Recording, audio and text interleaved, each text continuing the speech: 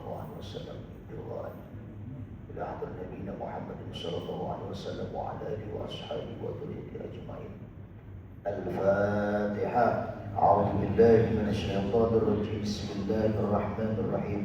الحمد لله رب العالمين الرحمن الرحيم مالك يوم الدين إياك نعبد وإياك نستعين اهدنا الصراط المستقيم صراط الذين أنعمت عليهم غير المغضوب عليهم ولا الضالين آمين.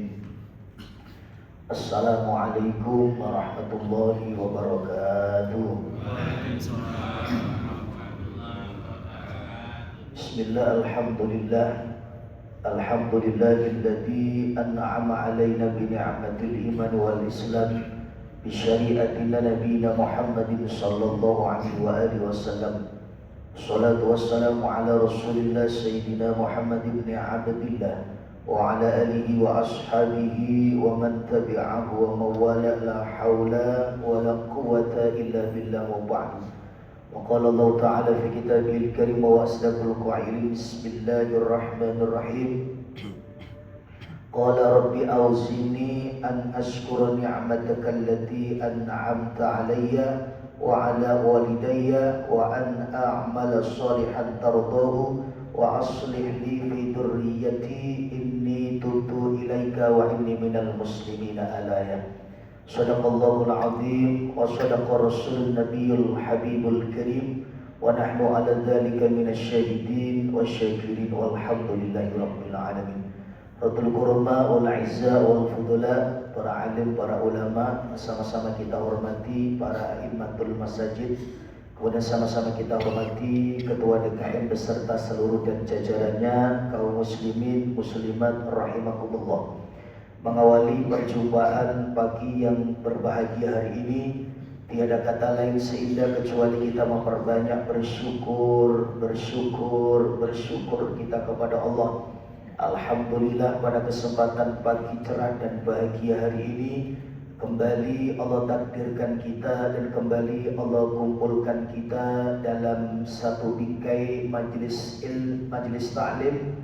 Mudah-mudahan acara kegiatan yang hari ini kita hadiri sama-sama senantiasa mendapatkan barokah, maunah, inayah, ridho dari Allah Subhanahu wa taala. Acara kegiatan apa saja Bapak Ibu kalau sudah mendapatkan ridhonya Allah, fahmin au bi ghairi fahmin, panjenengan paham atau tidak paham apa yang disampaikan kepada dai dan daiyah, keluar dari masjid dosa kita diampuni oleh Allah. Jangankan kita dosa kita diampuni oleh Allah, yang ngantuk terlihat khusyuk sentak sentuh pun tetap dipandang istimewa di hadapan Allah. Keluar masjid dosa kita diampuni oleh Allah. Meskipun duduknya di belakang tidak niat untuk thalabul ilmi atau ngaji, istimewanya hanya cuma sekedar ikut nebeng toktil, maka bisa dipastikan indahnya majlis. Keluar dari masjid dosa kita diampuni oleh Allah Subhanahu wa taala. Kedua kalinya salawat ma'assalam terlipat curahkan kepada paduka alam kita, Nabiyul Huda war Rahmah, Kasyiful Ummah bi'ainir Rahmah. Siapa lagi kalau bukan baginda Nabi Agung, Nabi besar Muhammad sallallahu alaihi wasallam, yang kita harapkan kelak di yaumil liqa, yaumil qiyamah, syafaatul ummah bisa kita dapatkan dalam kehidupan kita. Jemaah dimuliakan oleh Allah, terima kasih mengundang kami ini sebagai bentuk ungkapan rasa syukur tahadus bin ni'mah.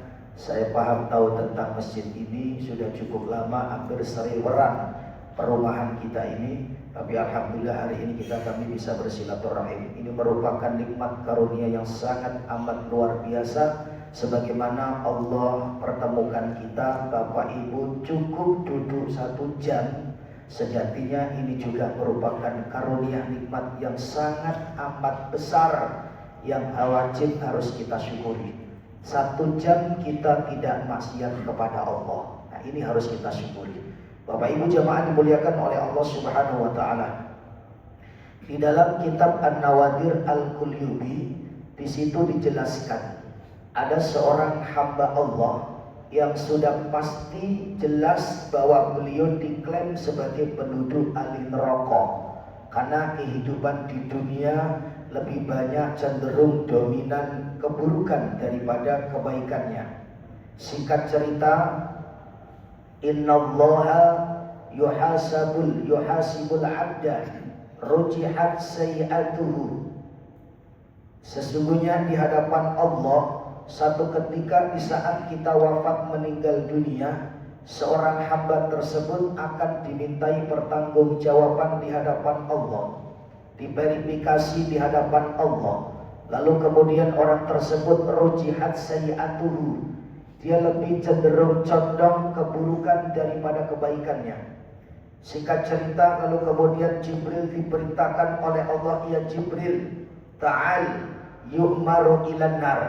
Kalau memang orang yang seperti ini, bentuk-bentuk model muka wajah yang seperti ini lebih cenderung condong, lebih banyak maksiat daripada taat, wahai Jibril, masukkan, jebloskan ke dalam api neraka.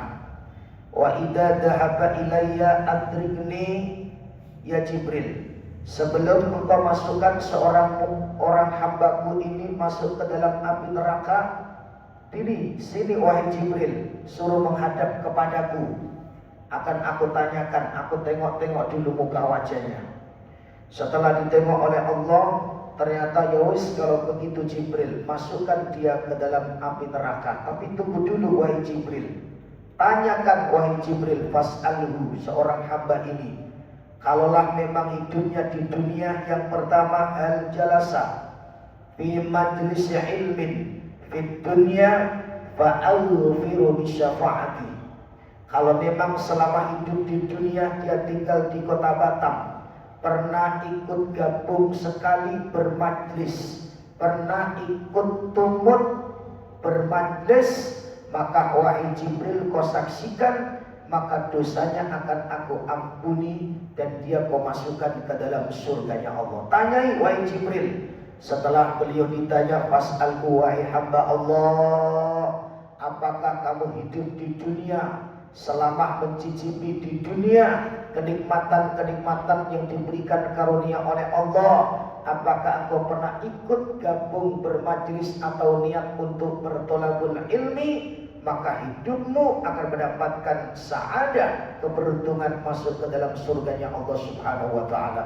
Lalu kemudian seorang hamba ini menjawab, la, maaf wahai Jibril, aku tak pernah ikut majlis ilmu, aku tak pernah ikut gabung bertolabul ilmi. Kemudian beliau menjawab, oke, kalau begitu. Yang kedua, hal yuhibbu aliman wa yuhibbu aliman. Wahai hamba Allah, kalau memang Anda tidak pernah ikut gabung duduk di majlis ilmu dalam masa hidupmu, apakah engkau pernah melihat sesekali saja wajah muka dari orang alim? Jadi Bapak Ibu jamaah dimuliakan oleh Allah, meski Bapak Ibu nggak dengerin dengan secara serius dan fokus, tapi melihat muka wajah Pak Imam saja, itu benar-benar nadratur rahmah. Allah akan melihat dan Allah akan memandang kita dengan penuh pandangan rahmat, ampunan dan kasih sayangnya. Dengan hanya cuma sekedar melihat raut muka wajah Pak Imam, Pak Ustadz, Ustadzah saja, itu benar-benar istimewa di hadapan Allah. Kalau seandainya orang demikian dia kok pernah melihat muka wajah orang alim, apalagi mencintai orang alim, apalagi menyenangkan hatinya orang alim, fa'aghfirullah, kata Allah, maka dia akan diampuni dosa-dosanya oleh Allah Subhanahu wa ta'ala. La, beliau menjawab la. Singkat cerita, pertama, kamu tidak pernah berikut majelis ilmu, kamu tak pernah ikut gabung majelis ilmu, bahkan engkau tak pernah melihat muka wajah daripada orang alim. Lalu kamu ngapain hidup di dunia? Main TikTok? Iya. Facebook? Iya. Google? Iya. Semua aku libas. Jemaah dimuliakan oleh Allah, ini potret kehidupan. Mungkin jangan sampai terjadi kepada diri kita. Meskipun kita sosial media, jangan sampai kita akan lupa untuk ngaji. Meskipun kita ahli maksiat, bahkan bejat, bahkan sering kita meninggalkan sholat, jangan sampai kita tidak pernah ikut gabung bermajlis ilmu. Kemudian yang ketiga, al-jalasa ala ma'idatin ma'alimin. Wahai hambaku, kata Allah, kamu ikut majelis taklim tak pernah, melihat muka wajah orang alim juga tak pernah. Yang ketiga, apakah kamu pernah duduk satu meja, satu ruangan bersama orang alim? Ini dilihat Bapak Ibu, sarapan pagi itu dilihat. Ya minimal panjenengan semua kalau tidak datang ke masjid ya pernah sekali naktir Pak Imam, gitu maksud saya. Duduk satu meja, duduk satu ruangan, itu istimewa di hadapan Allah. Loh, aku nggak mempromokan Pak Imam agar supaya Bapak Ibu ngajak, enggak. Ya minimal Bapak Ibu paham-paham gitulah. Pak Imam yang selama ini mendoakan Rabbana, Rabbana, Rabbana, begitu rumah tambah, ingat ingat dengan Pak Imam. Padahal Pak Imam menyisakan waktunya Rabbana, Rabbana hablana, Rabbana ya jamaah. Didoakan begitu sukses lupa dengan yang mendoakan. Itu biasa kita mitra manusia. Yang ketiga, kalau kamu tidak pernah duduk satu ruangan, Bapak Ibu ikut kajian. Setelah ikut kajian dan pengajian, Bapak Ibu ikut nimbrung, duduk satu meja, duduk. Minimal Bapak Ibu kalau nggak pernah datang ke masjid, minimal ngajak keluar Pak Imam makan rujak di pertigaan. Nah, itu dipandang oleh Allah, jangan salah. Bukan orangnya, tapi kita menghormati ilmunya. Jamaah dimuliakan oleh Allah Subhanahu wa taala. Kemudian berikutnya, kalau kamu tidak pernah melihat wajahnya orang alim, kamu tidak pernah duduk dalam satu ruangan kepada orang alim, kamu ngapain saja? Wis kalau begitu, tanyai lagi wahai Jibril. Al-sakana fi sakati fiya alim. Tanyai wahai Jibril, apakah hidup di dunia dia tempat tinggalnya itu berdekatan dengan orang alim? Pojok kanan kiri depan belakangnya dekat dengan ustaz dan ustadzah. Maka inilah pentingnya Bapak Ibu membeli rumah, bukan rumahnya, bukan tipenya, bukan panjang lebar dan luasnya, bahkan harganya triliunan rupiah. Tidak, tetapi yang kita beli adalah lingkungannya. Apakah kita samakan seperti villa 4 mil? Coba lihat, orang apa rumah yang begitu megah, luas, lapang, lebar, harganya triliunan bahkan miliaran, kolam renangnya bahkan satu area masjid ini. Dan dunia Allah cukupi, secara jasad Allah beri, bahkan secara zahir kasat mata Allah kasih, keindahan keglamoran Allah beri, tapi hati terhanyut dalam kesedihan. Di luar gak ada, di dalam rumah itu gak ada masjidnya. Mau sholat gak bisa, mau menyekolahkan anak TPA, menyelamatkan putra putri kita juga gak ada tempatnya. Jangankan mau menyekolahkan, mau datang ke masjid, bercengkrama dengan masyarakat juga tidak pernah. Terjadilah satu buah kejadian meninggal dunia. Setelah meninggal dunia itu di WA itu rame, full siapa yang meninggal dunia, gak tahu. Loh Pak, tanya ke Pak RT, Pak RT siapa yang meninggal dunia, gak tahu. Pak RW juga ditanya siapa yang semalam informasi itu yang meninggal dunia, juga tak ditemukan. Terjadi sampai 40 hari 40 malam. Setelah usut demi usut, dicermati, diamati dan diselidiki, pada fokus semua atau memang gimana Bapak Ibu? Minimal yang membenarkan gitu loh, selidiki bukan sediliki. Fokus ya fokus gitu loh, tapi yang nggak harus jangan kelewatan batas terus kayak dedemit gitu ya. Bapak Ibu jamaah dimuliakan oleh Allah. Nah setelah ditelusuri, ternyata yang meninggal dunia depan rumahnya apa? Inilah sakingnya sosial masyarakat yang memang mohon maaf masjid dibangun bukan hanya cuma membangun, membina secara karakter spiritual, tapi menggebleng agar supaya gimana kita ini ikut bermasyarakat. Maka penting Bapak Ibu kalau beli rumah, tengok lingkungannya. Ojo kok tengok luasnya, lebarnya, lapangnya, harganya, tempatnya, tapi lingkungannya. Karena sejatinya kita beli lingkungan yang akan bisa menyelamatkan putra putri kita. Kalau sudah ada masjid gampang jangkauannya, kalau sudah ada masjid gampang kumpulannya. Kalau tidak ada masjid, gampang kita membaur bermasyarakat. Nah itu rumah di luar sana, padahal kelihatannya mewah, padahal kelihatannya indah, elok dipandang oleh mata, tapi ngenes dalam hati. Hati tak pernah mendapatkan ketenangan, ketentraman, kenikmatan hidup di dunia. Apa yang kita cari hidup di dunia? Bapak Ibu mau memiliki miliaran bahkan triliunan, silakan, Islam tidak pernah melarang. Tapi ingat, jangan sampai kita akan lupa ke masjid bahwa kita ini butuh Allah. Kita lihat Bapak Ibu, ini hanya cuma mentamsil-tamsilkan, memperumpamakan saja. Kita masih teringat tahun 2024 digencarkan informasi tsunami. Ada bangunan-bangunan menjulang di atas langit, padahal bangunnya dengan keringat, cucuran, kesusahan, kesulitan. Bahkan ada tangan garuk semen, tangan garuk pasir, krecak jadi satu, terik matahari. Bangunnya 20 tahun. Begitu Allah murka, 5 menit entek. Ada lagi hotel-hotel yang berbintang-bintang, bangunnya dengan tangan, dengan burai air mata.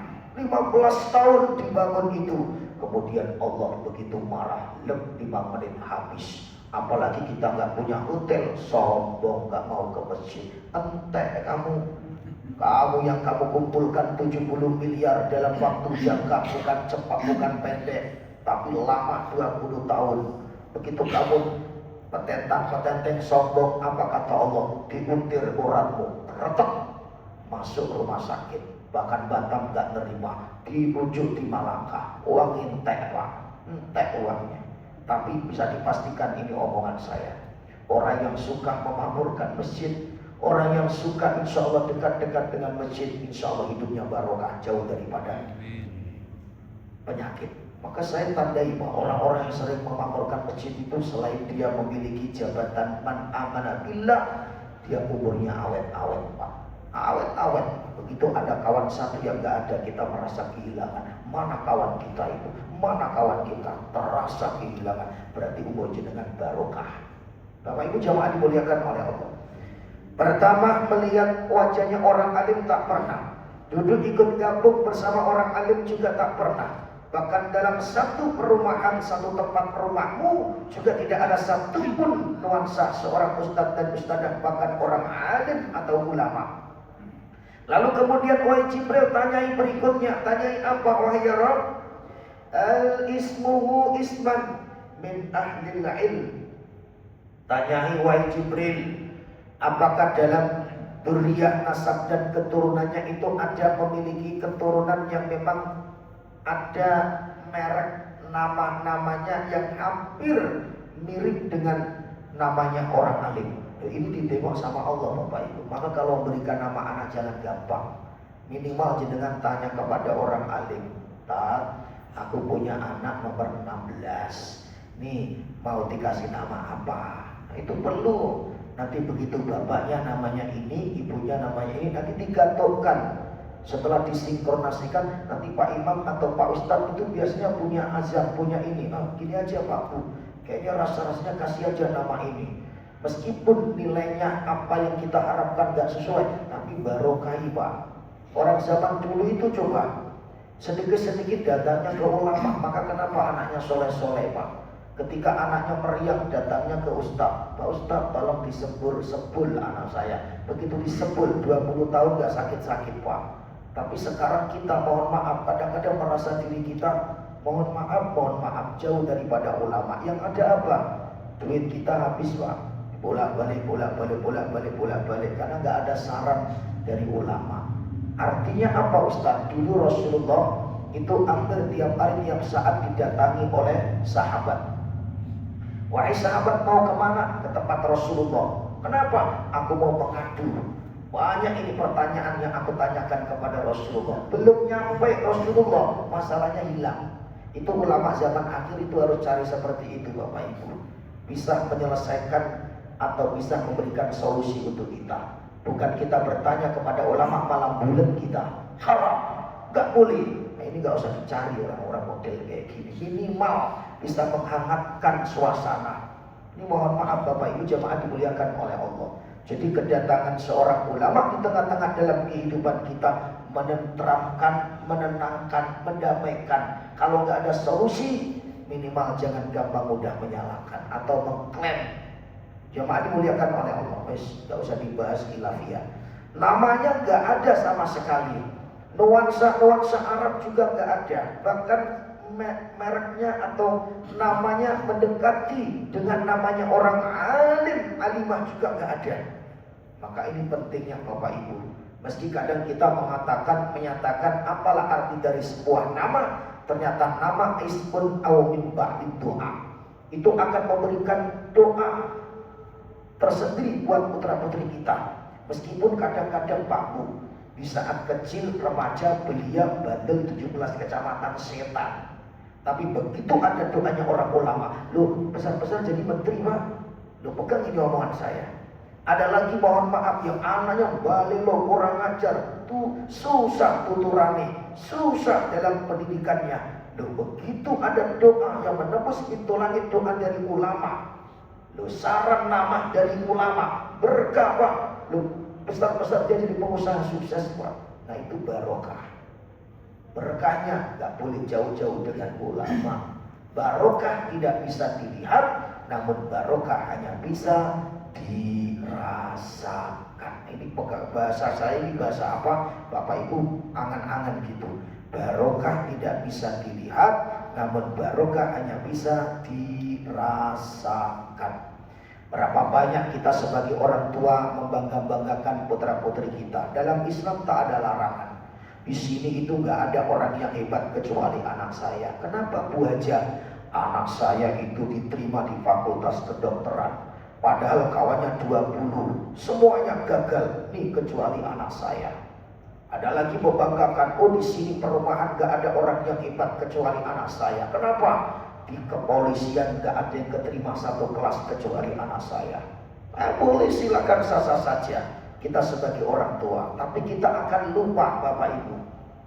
Sekarang banyaknya maraknya seorang anak yang cerdas, hanya bisa dilihat, tapi barokah hanya bisa dirasakan.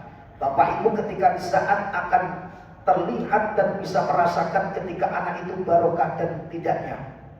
Contoh Bapak Ibu memiliki anak 3. Anak 3 ini yang pertama S1 di Amerika, S2 ini di Inggris, yang ketiga lulusan SD. Wah SD pun gak lulus. Tak mau atau tidak mau, setelah kita sudah menua, Bapak Ibu sudah tua, apa yang terjadi? Begitu Bapak Ibu sudah dalam keadaan fisik sudah mulai lemah sakit, maka yang tampil ikut mijetin kita adalah anak lulusan SD saja.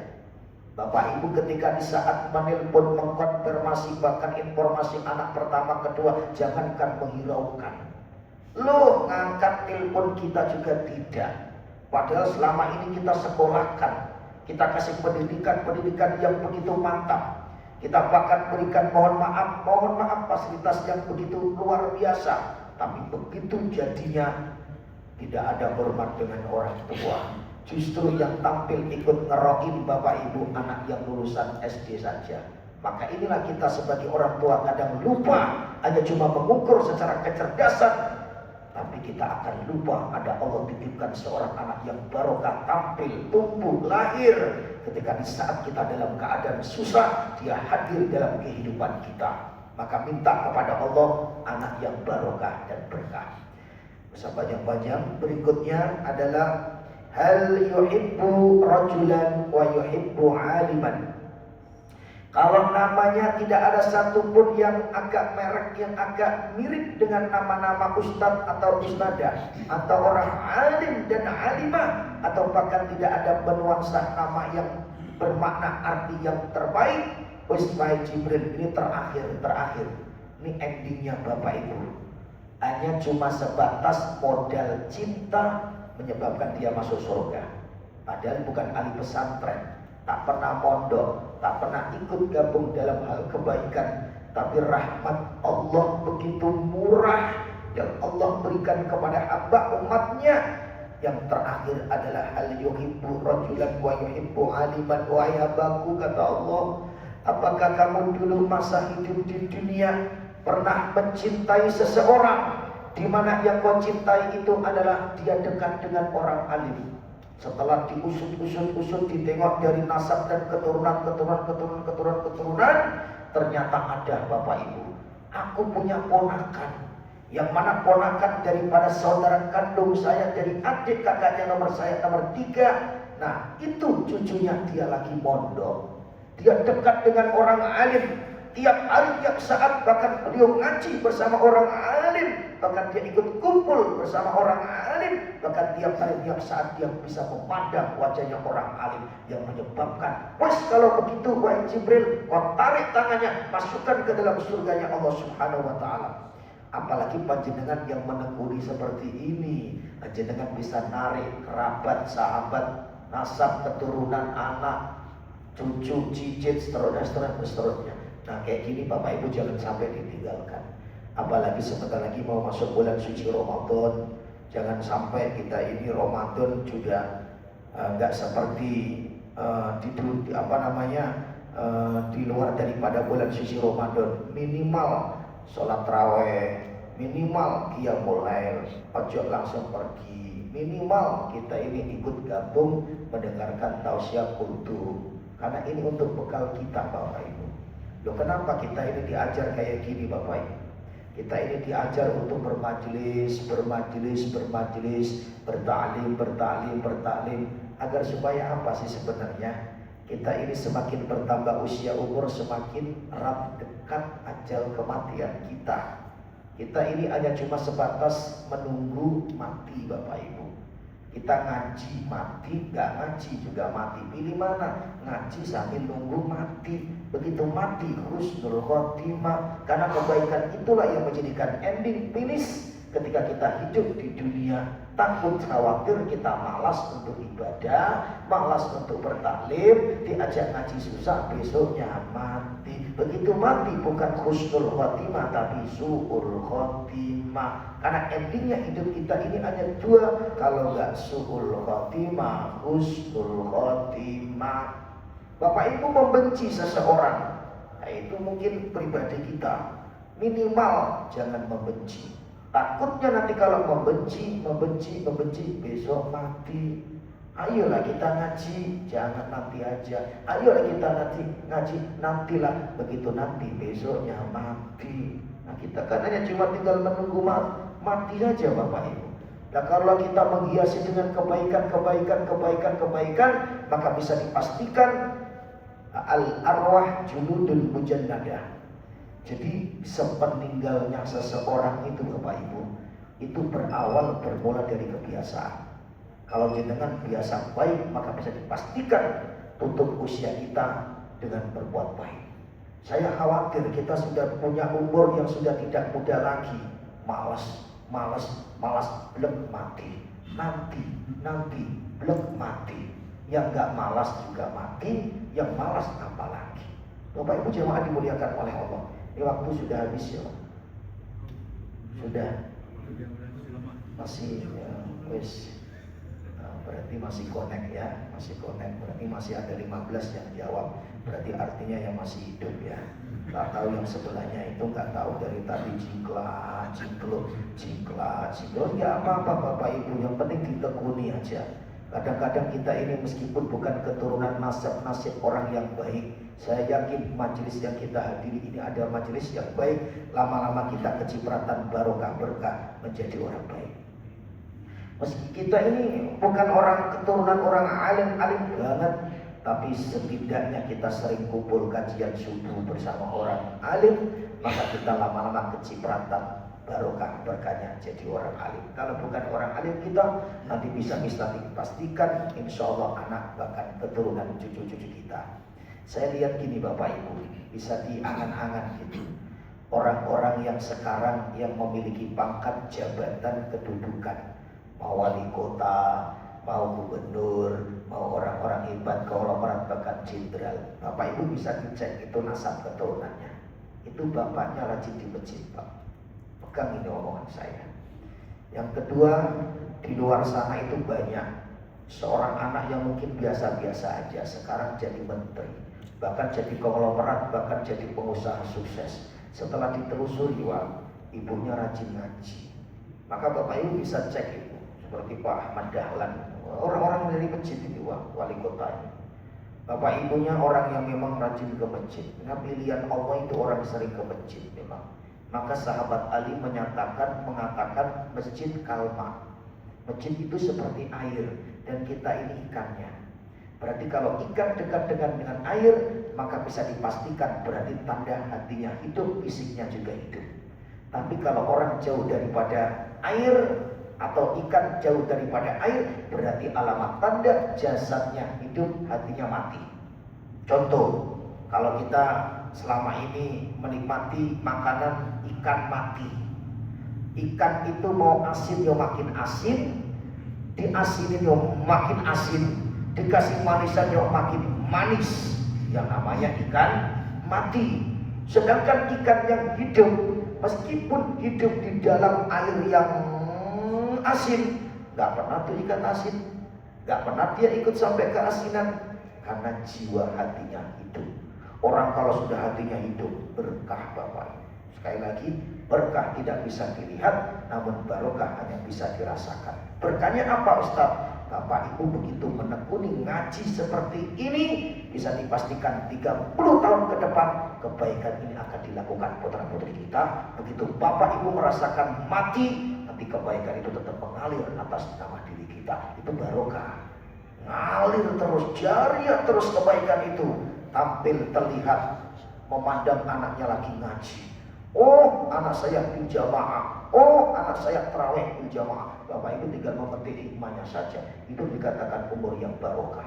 Bapak Ibu jamaah dimuliakan oleh Allah. Di dalam Al-Quran surat Al-Ahqaf kalau tidak salah Bapak Ibu, sebagai penutup ya. Jadi Allah menyatakan gini, jika kita sudah memasuki wabalagha arba'ina sanah, kita kalau sudah masuk di umur usia 40 atau 40 seterusnya, di mana usia ini adalah ukuran kedewasaan, ukuran di mana kita ini antara baik dan tidaknya. Jadi pesan saya Bapak Ibu, kalau sudah punya umur seperti ini, sudah tidak ada masa lagi kecuali beberapa hal.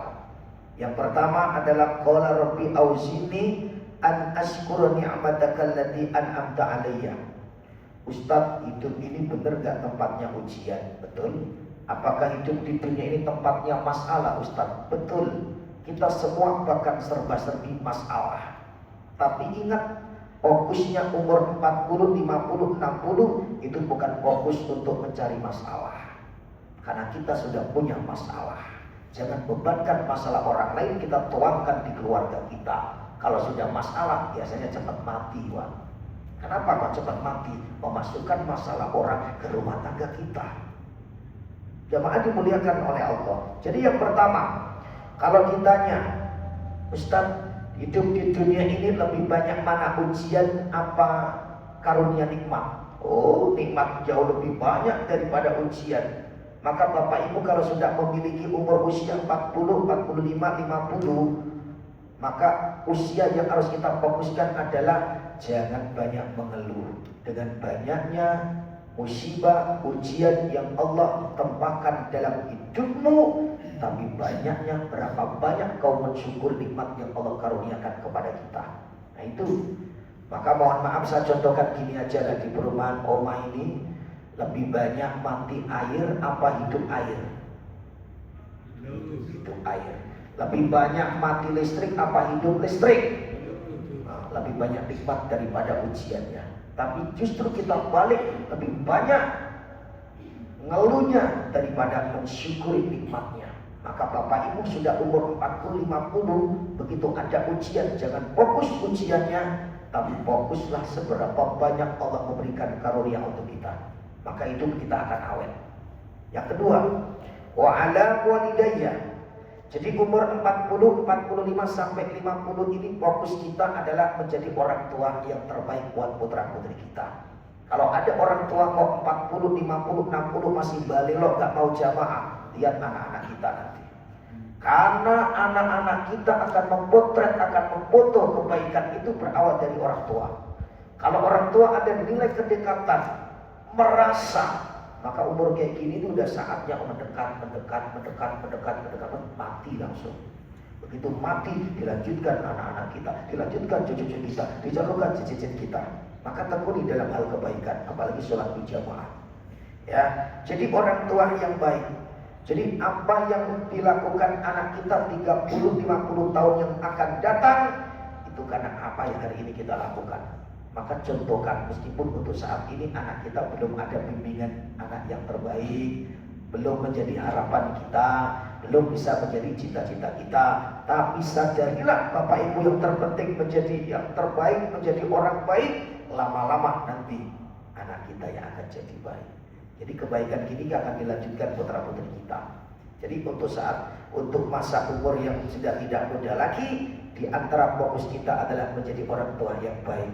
Meskipun kita kadang diaduin anak kita 5 orang, wah bingung saya ujian, sabar nah, ujian baru kecil saja kok. Itu tampil orang tua gitu, bukan malah memberatkan. Udah nak, kalau kayak gitu kau pinjol saja nak. Oh itu bukan orang tua. Minimal orang tua itu menjadi penghibur buat putra dan putrinya. Begitu kita nggak ada, aku teringat orang tua saya yang begitu nasihati, Masya Allah, menusuk ke dalam hati, tenang. Nah, kebaikan yang diingat. Berikutnya adalah wa an amal sholihan tardahu. Ini saya lihat umur usia Bapak Ibu sudah hampir 40 naik ke atas, bahkan 50 ke atas. Ini mohon maaf. Fokus kita apa Ustaz? Wa an amal sholihan tardahu. Beramal soleh mendapatkan puncak ridho dari Allah Subhanahu wa Ta'ala. Capek kita tuh hidup dibayang-bayang jadi orang lain. Capek kita ini mencari perhatian orang lain. Bapak Ibu nanti akan nyesel. Pokok yang terpenting sekarang adalah mardhatillah, libtigha'i mardhatillah. Setiap kebaikan karena Allah, setiap kebaikan karena Allah, setiap kebaikan karena Allah, sama seperti puasa mengajarkan untuk kita. Allahumma lakasumtu wa bika amantu. Kita melaksanakan berpuasa karena Allah. Tidak ada kata lain kecuali kata Allah. Bapak Ibu berkumur 3 orang, ya Bapak di tengah, Bapak korupsi 4 kali kumurnya, nelan 2 kali. Apakah tahu kanan kiri? Nah ini maksudnya dalam amalia yang kita kerjakan, lakukan, berarti kita tidak fokus kecuali hanya cuma mencari ridho dari Allah Subhanahu wa Ta'ala. Kita ini seiringnya waktu kepengennya jadi orang terus Bapak Ibu. Kok dia bisa kayak gitu, aku harus bisa kayak gitu. Itu gak ada masalah lagi Pak. Kok dia punya rokok 6 ya, aku harus punya rokok. Itu gak masa kita Pak. Kalau masa jenengan itu 30 itu, oh aku punya rokok harus itu. Itu mumpuni boleh Pak. Tapi kalau sudah 40-50, aku kepengen punya villa 3, mati Pak besok. Karena gak dicari, dipaksakan untuk nyari. Karena tidak bisa untuk meraih itu, tapi dipaksakan untuk itu, maka kebanyakan korupsi. Kenapa? Gak mau puasa, nahan dulu. Sehingga apa? Mencarinya perhatian orang lain, bukan mencari dari ridho Allah Subhanahu wa Ta'ala. Capek kita di hadapan hidup.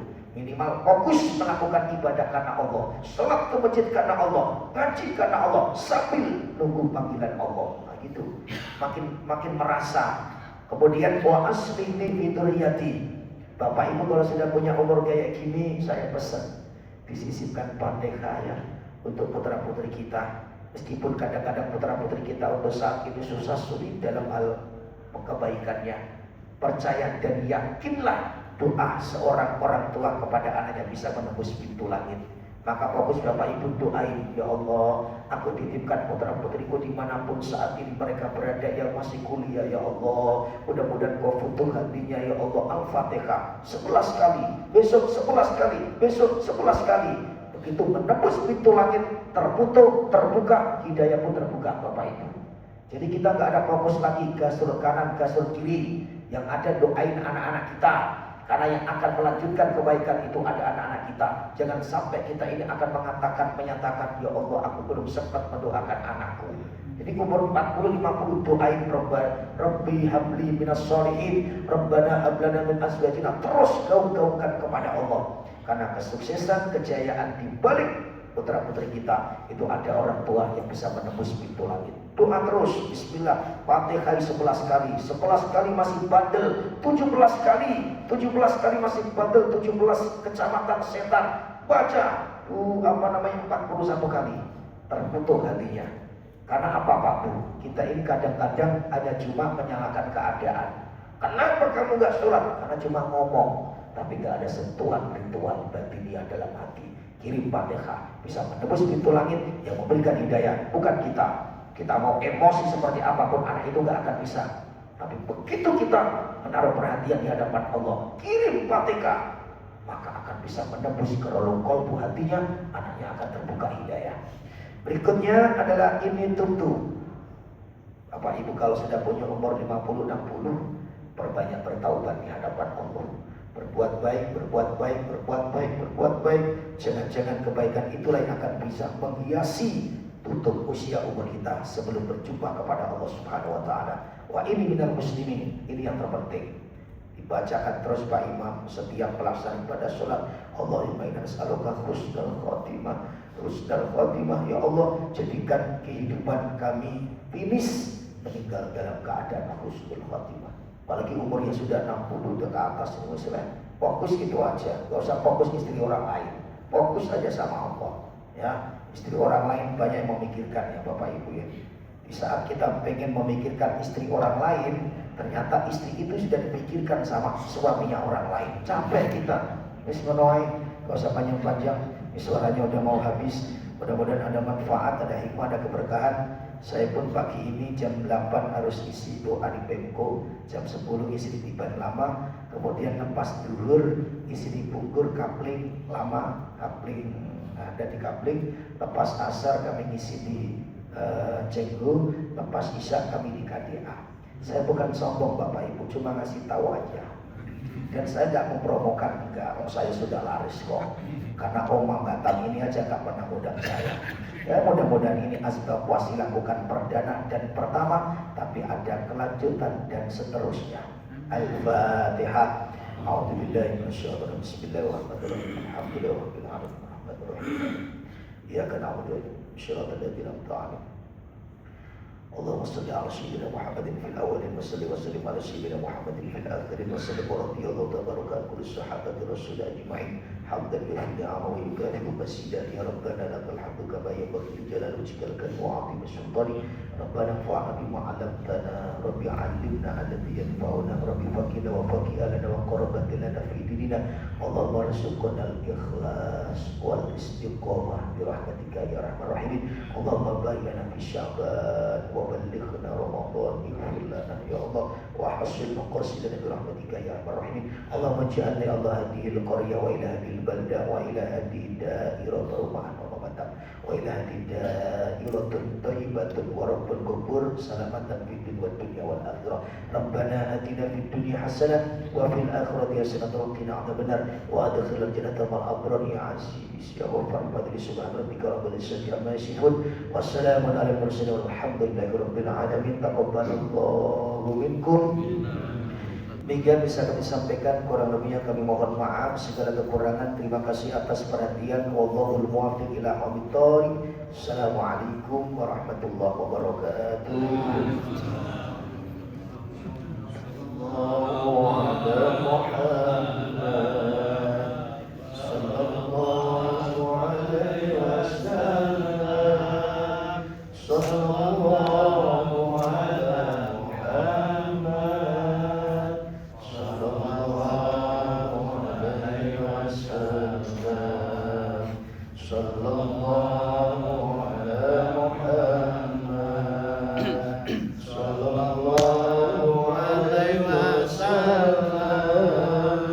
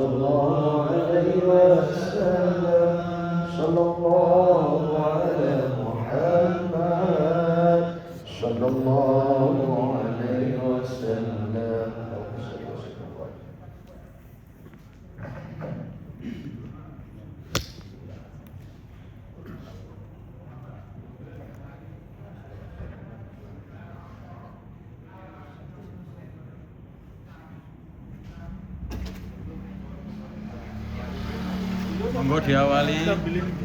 Ketua. Apa ini? Apa menu? Nasi goreng ayam, mie goreng ayam. Ini mie goreng, Pak. Pak Paiman, Paiman. Jos, Pemberdayaan UMKM. Masjid Baitul Mal. Monggo dinikmati. Monggo. Kopi penuh ya Pak.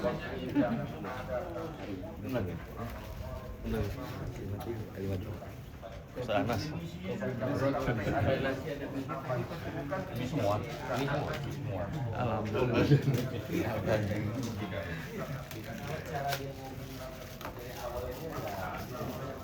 Pandai